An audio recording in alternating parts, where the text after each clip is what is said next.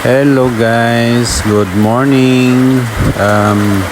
Magluto day ta ning kuan guys, maglitson pato ta o litson bili kayo. Pamantay mga baktin nga dagko ani nga litson nun. Pero natay mga baboy. Kaso wala tay litson nun. So maglitson sa tanong pato. Gibutangan dayon ako niya og chicken curry guys para mas lamian ang pato. Pero natilawan na pud na ako ni siya. Okay siya ang lasa niya. And then karon naglitso na punta para sa adlaw ni Mrs. Ato siyang handaan maskin gamay guys. Ika 44 years old niya. So dili na punta nagluto sa gawas guys kay ang akong gasol gamay na lang. Basig ting ulan watay gasol. So diara ang mga kulit guys.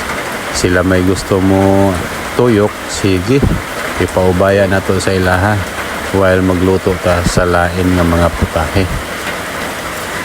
So diara guys, humanata nakaadbot na ta sa tuang venue.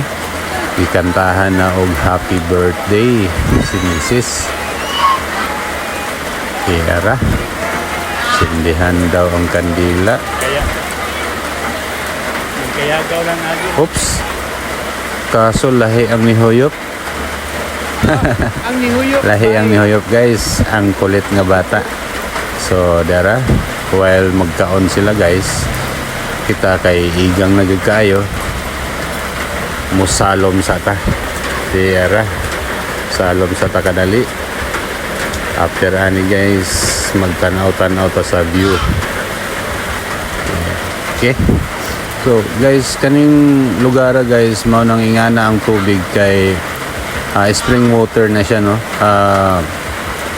Nature spring gikan na siya, so wala siya halong chemical, pure water kana, pure na siya, wala gid mga chlorine o bunsa dia mga super white, wala gihalo ana, mao nang ingana na siya.